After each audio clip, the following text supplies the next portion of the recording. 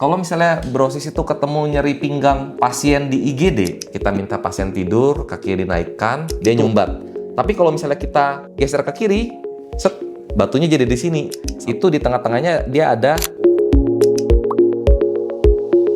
Oke, jadi kita balik brosis ya ke seri logika klinis. Jadi di sini kita akan membahas terkait kalau misalnya teman-teman nanti pas koas ataupun internship, itu pasien datang kan bukan dengan diagnosis, tetapi pasiennya datang dengan gejala. Nah, maka dari ini kita akan coba bahas mulai dari gejala utama pasien. Pada kali ini kita bakal bahas tentang gejala nyeri tulang belakang atau nyeri pinggang. Nah, kalau nyeri pinggang ini biasanya memang nanti brosis bisa ketemuin di polisaraf atau di IGD. Jadi biasanya polisaraf IGD itu ada pasien keluhan nyeri pinggang. Nah, nanti keluhan nyeri pinggangnya ini kita lihat bisa ke diagnosis ke arah mana-mana aja. Kalau misalnya brosis itu ketemu nyeri pinggang pasien di IGD, itu yang bisa menjadi red flag atau tanda bahayanya juga. Karena biasanya orang datang ke IGD itu karena nyeri yang sangat ya. Dia udah sangat nyeri atau nyeri udah lama banget, makanya datang ke IGD bukan ke poli. Dan yang perlu diingat, nyeri itu di IGD bisa membuat shock neurogenik. Jadi itu kunci yang pertama dulu nih.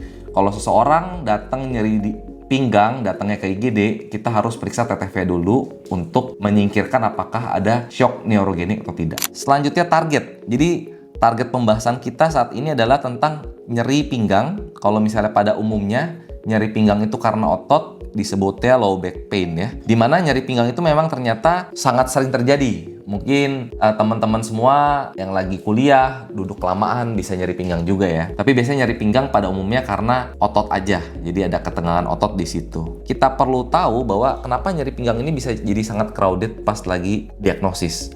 Karena di bagian pinggang itu, kita itu ada beberapa struktur organ yang mungkin terjadi di sana. Jadi kalau tadi kita LBP bisa karena otot, masuk ke dalam lagi bisa dikarenakan tulang. Di situ ada tulang vertebra. Dimana kalau misalnya pinggang bagian bawah atau lower back pain, itu berarti tulangnya bisa ada lumbal sama vertebra sakral. Berarti kita ngomonginnya tulang lumbal sama sakral. Di situ bisa ada gangguan tulang. Jadi dari muscle masuk ke os atau tulang, dan di dalam tulang ada saraf.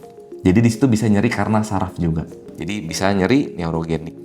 Nah, tapi jangan lupa di bagian pinggang itu ada organ urogenital juga.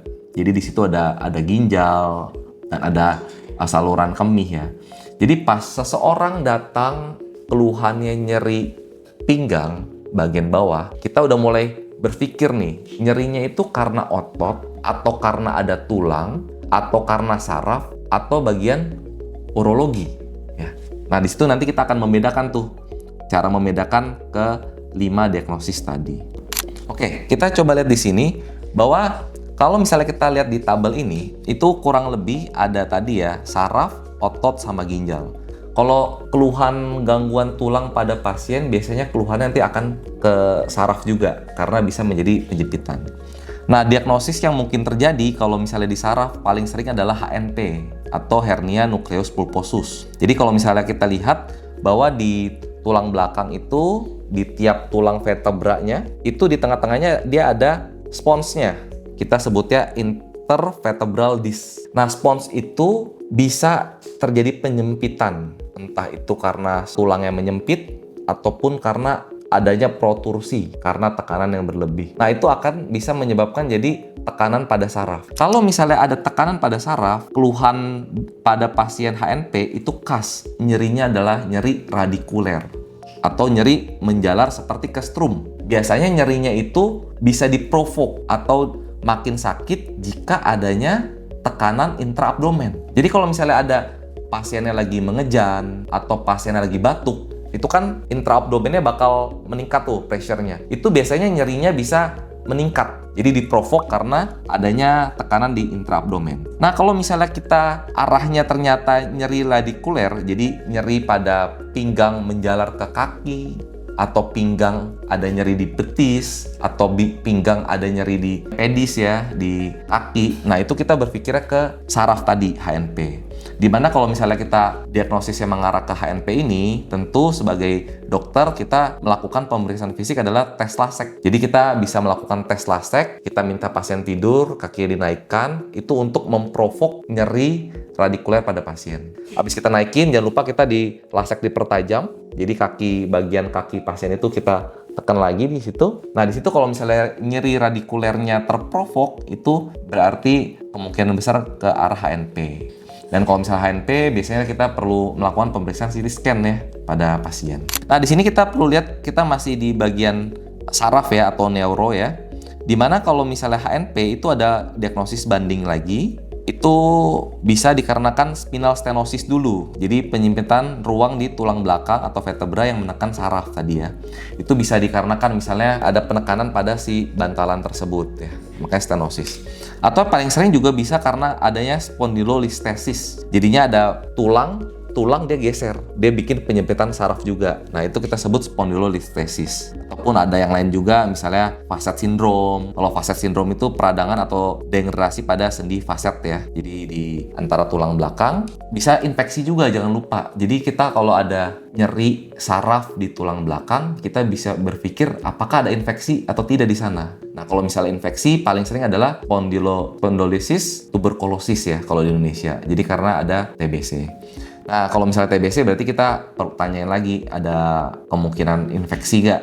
Gejala-gejala TBC ya, BB turun, keringat malam, batuk lebih dari 2 minggu, batuk darah, seperti itu. Itu kalau TBC. Tapi memang nanti untuk semua penyempitan ini, diagnosis banding dari HNP, itu kita bisa pastikan dengan pemeriksaan radiologi. Ya. Jadi kita periksa dengan CT scan dan sebagainya. Oke, sekarang kita lanjut. Bagaimana dok kalau misalnya tadi nyeri dari pinggang, nyerinya radikuler menjalar ke kaki. Tapi kalau selanjutnya nyerinya hanya di pinggang, itu seperti apa ya? Nah, diagnosis berikutnya kita bisa mengarah ke otot. Biasanya kalau misalnya otot, itu diagnosisnya muscle strain. Ini adalah diagnosis yang paling sering terjadi. Sekitar 80% manusia biasanya pernah mengalami keluhan ini ya. Jadi nyerinya hanya di pinggang saja. Nah, biasanya kalau untuk muscle strain ini kita sebut diagnosisnya adalah HNP ya. Low back pain, itu biasanya nyerinya terlokalisir, jadi hanya di tulang punggungnya aja, tulang di pinggangnya aja nyerinya. Biasanya keluhannya tumpul nyerinya, dan bisa ada riwayat salah posisi duduk misalnya, seperti itu. Kalau untuk case di sini, untuk pemeriksaan fisik ya, kuncinya itu nyeri tekan pada ototnya biasanya positif di bagian paraspinal pasien. Jadi kita bisa periksa nih, di sini ada nyeri atau tidak gitu. Dan yang paling penting adalah tes laseknya negatif. Jadi kalau misalnya tadi nyeri di saraf itu lasek positif, kalau misalnya untuk muscle strain nyeri sarafnya, tes laseknya negatif. Biasanya ini penyebabnya dikarenakan ada robekan mikro pada serat otot atau ligamen tanpa keterlibatan saraf ataupun tulang pada pasien. Oke, jadi kalau misalnya LBP ini atau muscle strain ini lebih simple ya, jadi nyerinya ya cuma di sana aja gitu. Biasanya kalau misalnya perenggangan ataupun istirahat itu nyerinya membaik. Oke.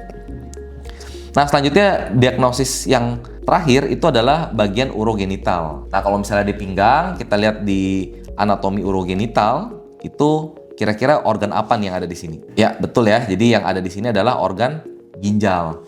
Jadi di urogenital kita perlu tahu nyeri pada pinggang itu biasanya terjadi jika ada gangguan di ginjal. Sedangkan nanti kan dari ginjal masuk ke ureter, ada masuk ke vesika urinaria, baru masuk ke uretra ya.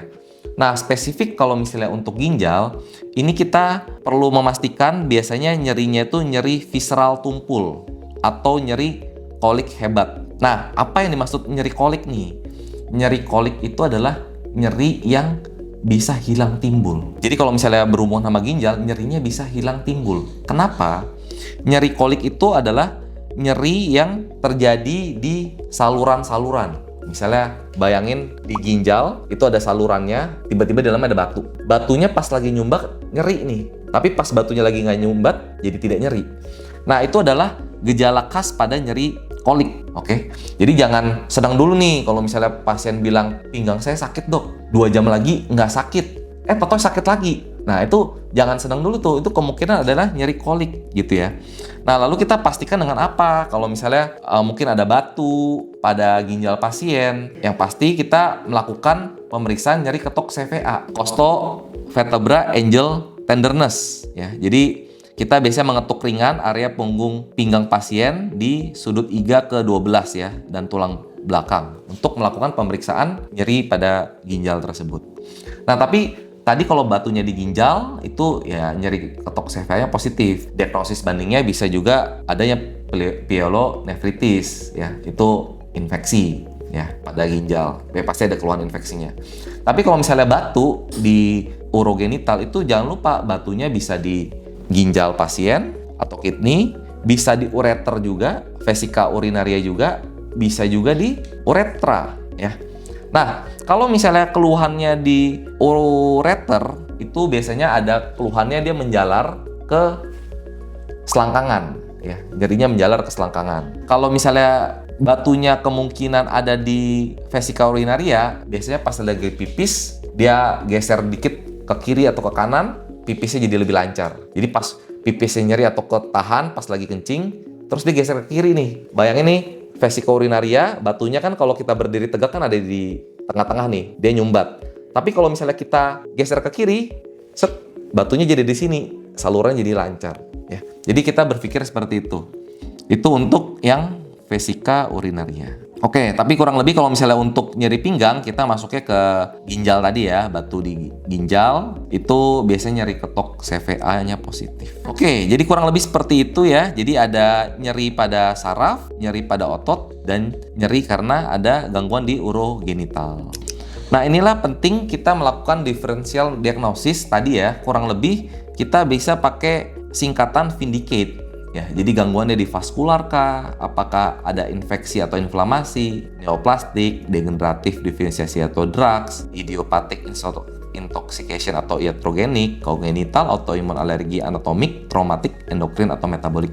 Jadi biasanya kalau tadi kan kurang lebih 3 organ tadi ya. Tapi kalau misalnya mau didetailkan melihat ginjal itu bisa pyelonefritis infeksi, berarti kita harus berpikir diferensial diagnosis tadi dari batu ginjal, yaitu adalah pyelonefritis. Di sini kalau di sini di I ya, di infeksi. Terakhir untuk kita memastikan biasanya kita kalau untuk khusus nyeri tentu singkatannya pakai PKRST ya.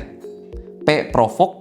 Kalau misalnya HNP itu atau saraf kejepit itu biasanya kuncinya di nyeri radikulopati terjadi terprovok saat batuk, bersin atau mengejang tadi ya, yang peningkatan intraabdomen. Tapi kalau misalnya muscle strain atau LBP pada umumnya itu memperberat saat posisi tubuhnya berubah atau mengangkat beban. Sedangkan terakhir untuk batu atau infeksi ginjal itu tidak dipengaruhi oleh posisi tubuh ya. Oke, biasanya diperberat nyerinya saat banyak minum atau pas lagi pipis karena nyerinya karena adanya sumbatan kalau misalnya batu pada ginjal.